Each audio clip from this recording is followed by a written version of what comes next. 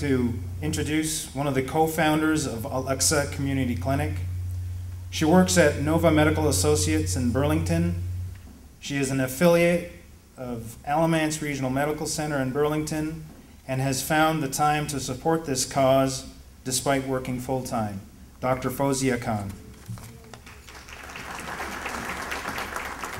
Dear friends, colleagues, and honorable guests, good evening. On behalf of the Al-Aqsa Community Clinic, we welcome you to tonight's gathering. Over 200 years ago, this nation was founded on the principles of freedom and equality for all. The founding fathers were visionaries. Not only did they set high goals, but also committed themselves to achieve greatness in all aspects of life. Today, the world is changing in many ways. Some of us have lost hope and are in despair. Many have lost their dreams and aspirations. Let us dare to dream once again. Let us turn this despair into hope.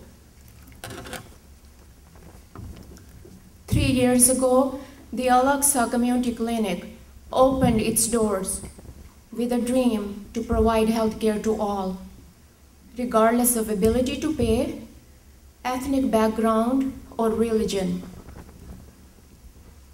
As we look to the future, it is clear that the need for this type of organization is greater than we thought. It is for this reason that we're all here this evening, to keep this dream alive and to work for this noble cause. At Al-Aqsa Community Clinic, we believe that when people come together for the common good, no matter who you are or where you come from, what does matter that we are one community working together for the betterment of our society. Thank you.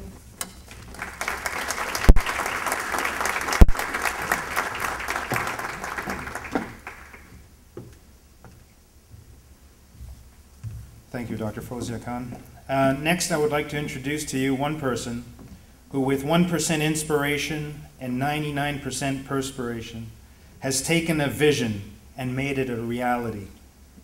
The founder of Al-Aqsa Community Clinic, who has successfully dealt with all hurdles, policies, procedures, and naysayers, and still managed to assemble a team of caring volunteers, organize and encourage them, while maintaining an air of professionalism unmatched by any other organization that I personally have been involved with.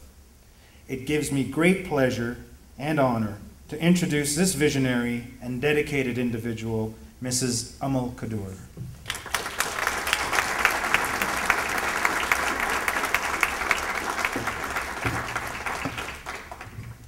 Thank you all for being here. Al-Aqsa Community Clinic. Our vision to enhance the well-being of our citizens by providing a free yet high-quality health care to underserved families regardless of race, religion, and creed. Al-Aqsa Community Clinic started in February 2009.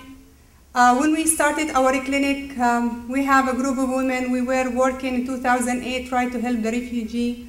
They were coming to High Point and Greensboro area. We were able to help them with a lot of things, food, shelters, and other things. And we noticed there is a lot of people, they are really sick. They do not have no health insurance, no doctor to see them. So really we couldn't help them much, because none of us is a doctor. So I thought about, to do something for them, since I know in my community a lot of doctors. So I brought two doctors at that time, Dr. Fozia Khan and Dr. Jamal Kalala.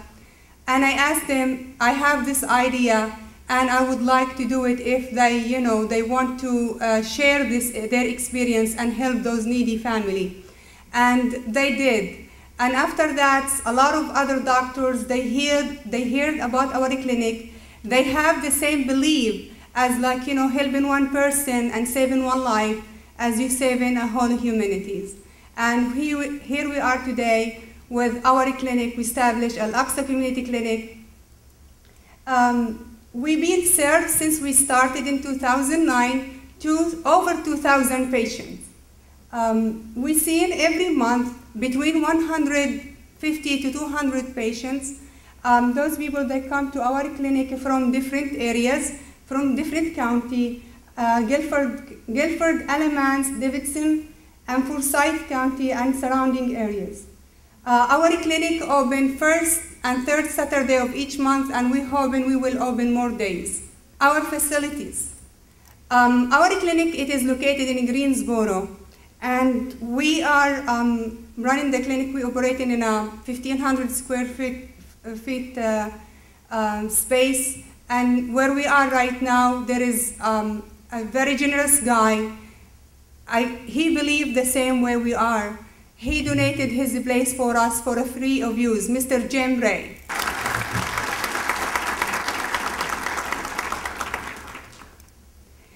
In our clinic, we have 3 examination rooms.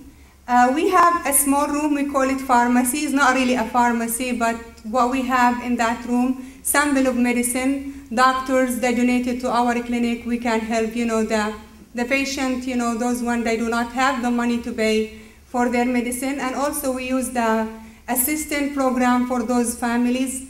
We apply for them online to try to give them the medication they cannot afford. We have 2 triage stations, and we have 2 waiting room area. And we open again first and third Saturday of each month. The service we provided in our clinic, it is acute care, treatment for chronic diseases such as diabetes, high blood pressure, cholesterol. We also have diagnostic services such as, we get the patient to do their blood work through LabCorp for a free of charge. We also do EKG, and we do that in our clinic. We have two machines. We can do that for our patient also for a free of charge. Imaging services, we refer our patient to Greensboro Images, and those patients, based on their income, usually if their income is low, they pay 0 amount of money, or they pay 60%. They give them like 60% off their bill. We do have limited referrals for specialists and physicians because of the fact we don't have that many physicians. They accept patients through our clinic.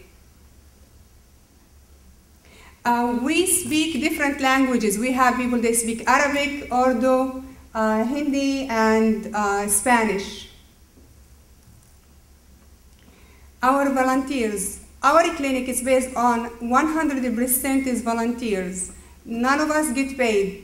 All the paid we get from the patient when they are smiling in our face and they saying thank you, and they do appreciate that. We have 22 doctors. They are different specialists. Some of them, they come and volunteer in our clinic physically, and some of them, they accept to see patients in their clinic. We have 3 pharmacists, and we have total of 120 volunteers, staff. Our dream. Really, we would like to get a bigger place so we can expand, we can add more days, we can add more services, see more patients, have a dentist clinic, since there is no free dentist clinic in North Carolina at all. So this is our dream. We would like, to provide more classes, educational classes for our patients, where we can educate them about, the diseases they have, so they know how to deal with it.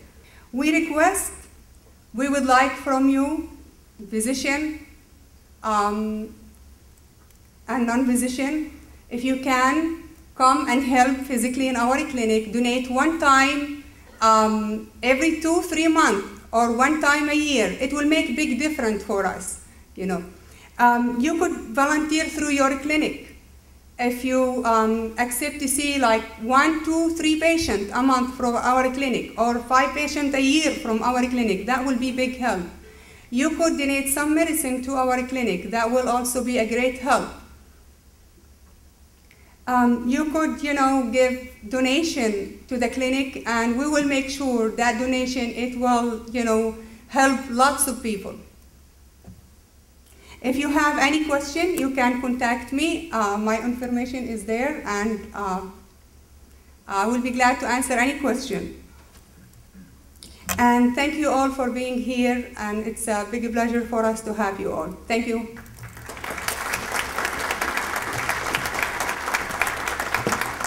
Thank you, Mrs. Khdour. Next, I would like to introduce to you a man without whose help this afternoon's events and Al-Aqsa Community Clinic would not have been possible. This noble gentleman, the owner of Zaki Oriental Rugs, an esteemed member of the High Point business community, who has been nationally recognized as an outstanding Asian American businessman in the United States. He has been involved with Al-Aqsa Clinic since its beginnings. Mr. Zaki Khalifa.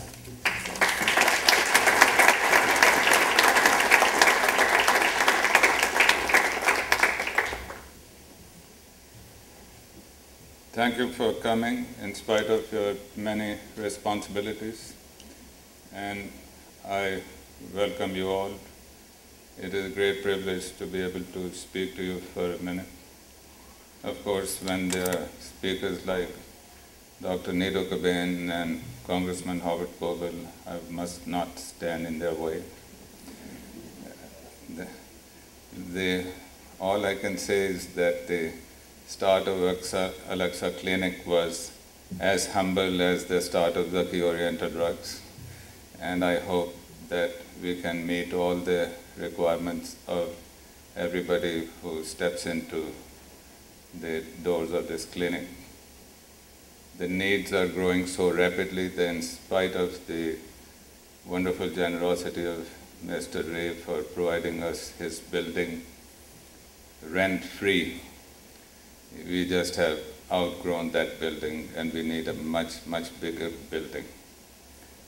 And we hope that we'll be able to meet that need.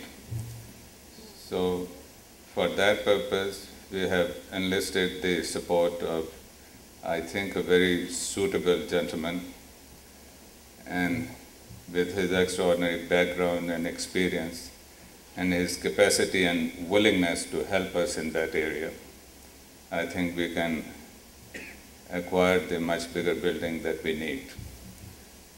The Honorable Mayor Robbie Perkins, please.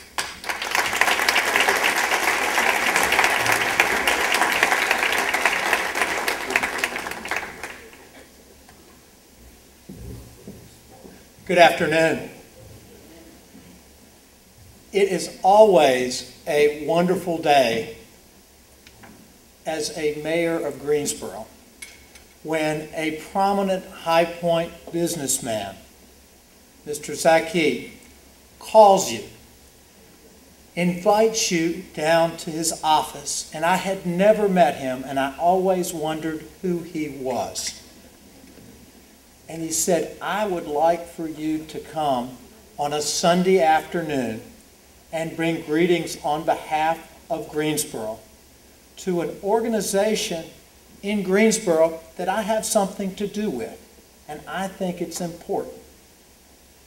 And the more we talked, the more important I thought this organization was, not only to provide the much needed health care, but to bring the people together in our greater Guilford County, in our Piedmont Triad community, toward causes that serve each other.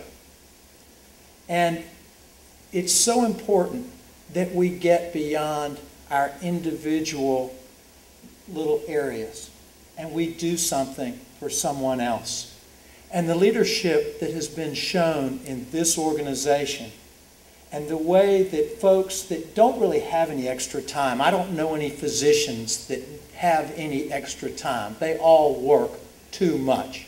And when they give that little extra for someone that doesn't have anything, that's so meaningful, and that story needs to be told. And I'm very proud to be here as the mayor of Greensboro and be here with my new friend Zaki to share in this afternoon. And I want to say how thrilled I am to have my colleague Mary Kay Abuzawader here this afternoon. She served on City Council with us for about 3 months, and she is a wonderful addition to our City Council. And Isa, yes, we'll take you too. But thank you for having me here today. You are an inspiration for all of us, and the City of Greensboro is behind what you're doing, and we know that your purpose is noble, we know that it is right, and that we know that you will continue to be successful. Thank you very much.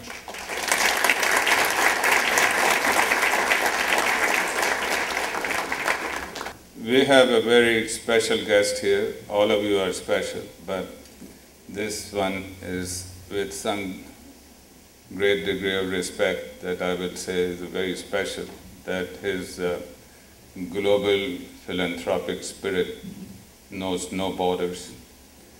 And many poor people around the world have benefited from his generosity. Though his spirit of generosity is not limited to the other countries, but he is very, very heavily committed to the people of the United States, especially the downtrodden. And his tremendous interest is in the uplift of the masses that have been deprived of many facilities in the United States, especially the poor young children, for their improvement of education and health care. And it's my great privilege to introduce to you Mr. Bud Baker. Please.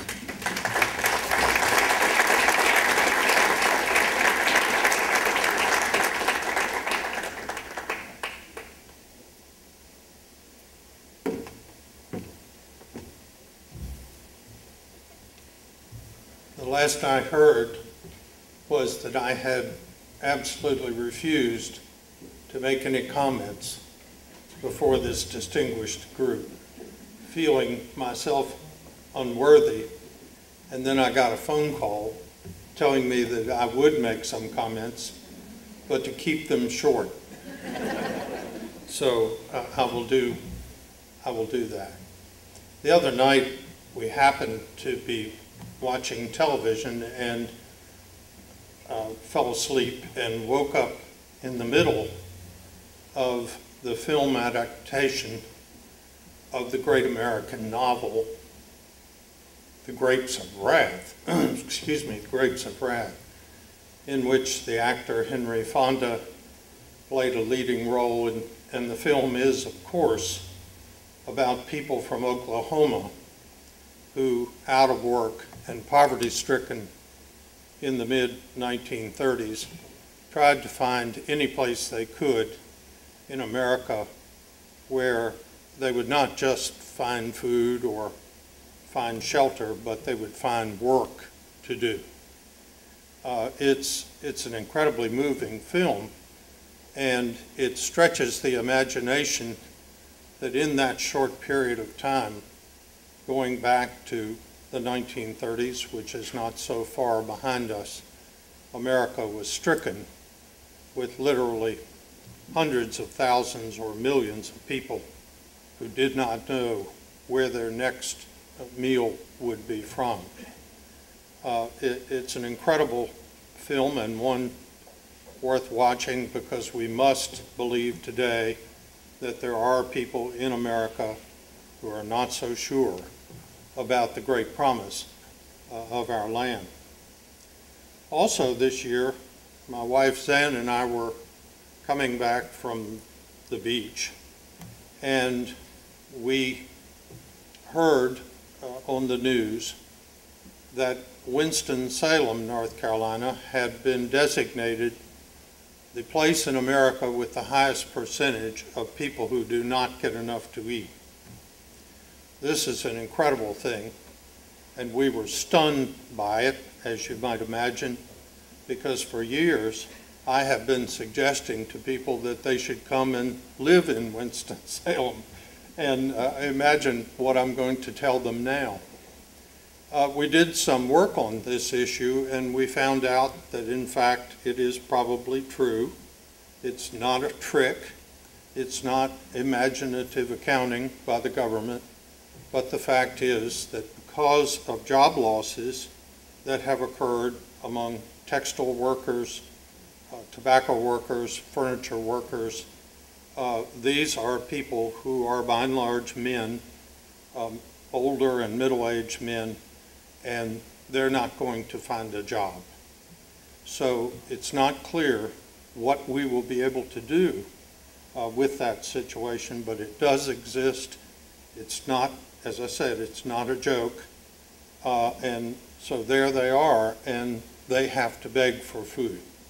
This seems entirely out of place in the America we have come to know and to admire so much.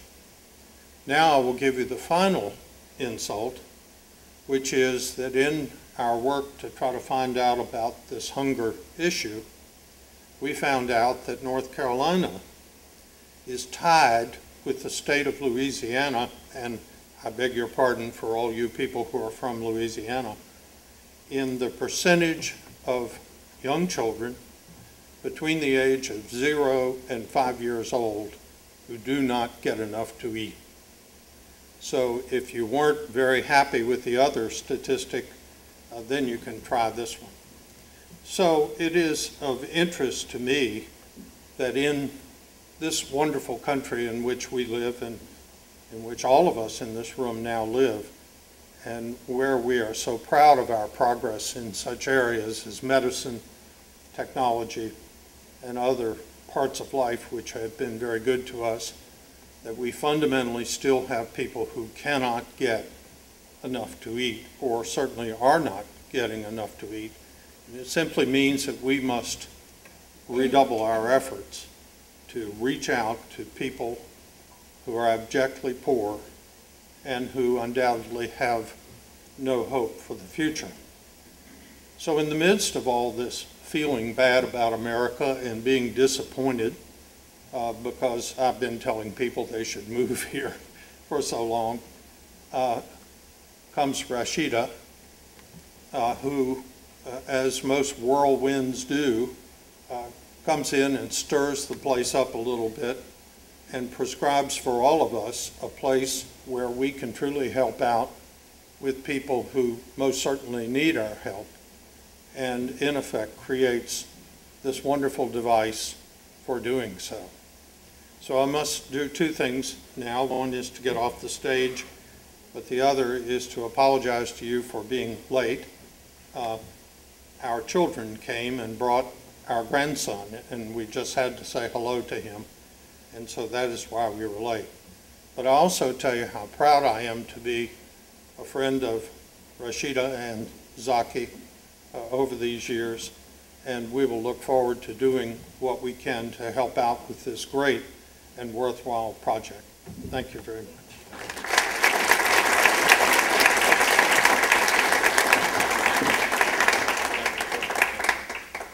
We have the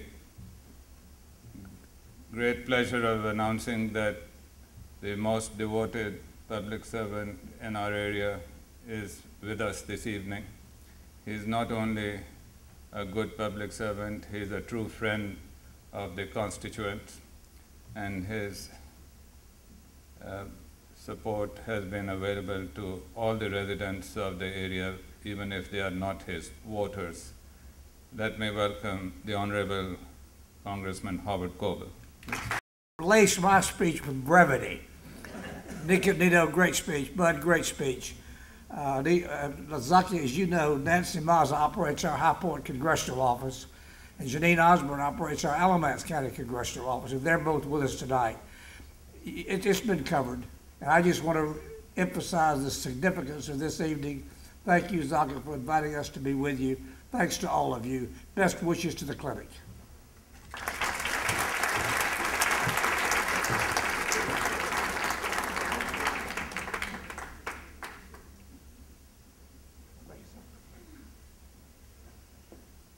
Next, I would like to ask a young man who has dazzled me with his brilliance and his dedication since I first met him. He's the chairman of the fundraising committee for our cause. He is a physician with Alliance Medical Associates in Burlington, and he's also the assistant clinical professor with the Department of Medicine at UNC Chapel Hill, Dr. Ahmed Tejan-Sie.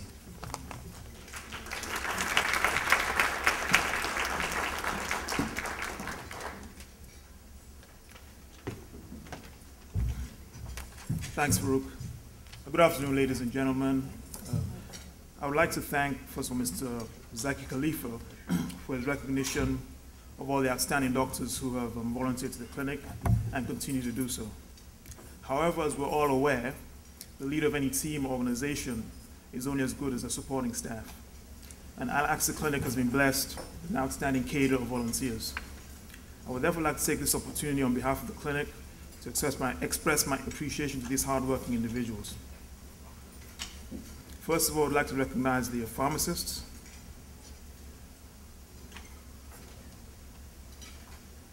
Nadia Ahmed, Robin Lee, Please stand up, Robin. and manager of pharmacists. Please stand.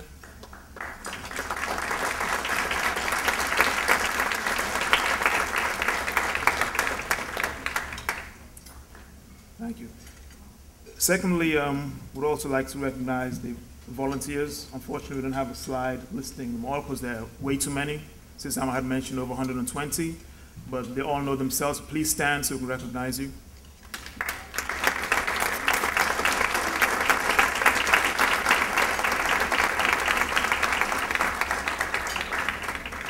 Thank you.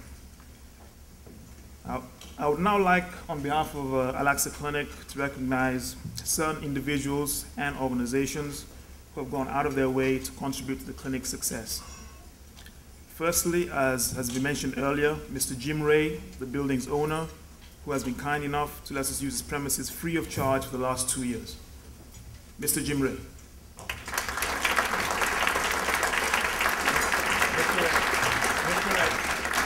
Mr. Ray. Please come to the podium.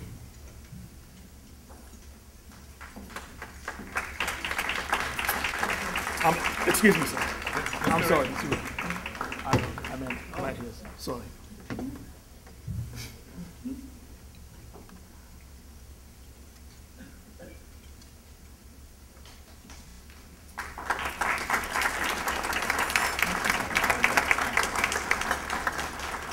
Thank you, sir. We would like to recognize Mrs. Teresa Wyatt. She is a nurse who currently works in Burlington. She provides tremendous support to the clinic, fielding after-hours calls, completing paperwork, drug refills, and patient follow-up, all in her spare time. This is not on Saturdays. Please come forward, Mrs. Wyatt.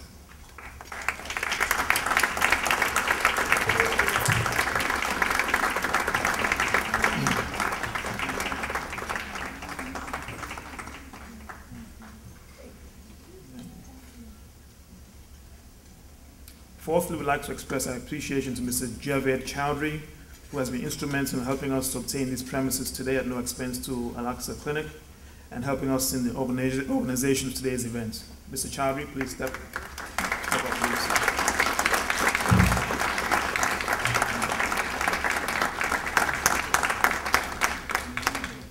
Thank you. We'll now break for dinner. Please enjoy dinner, and we will be back to wrap up. Thank you.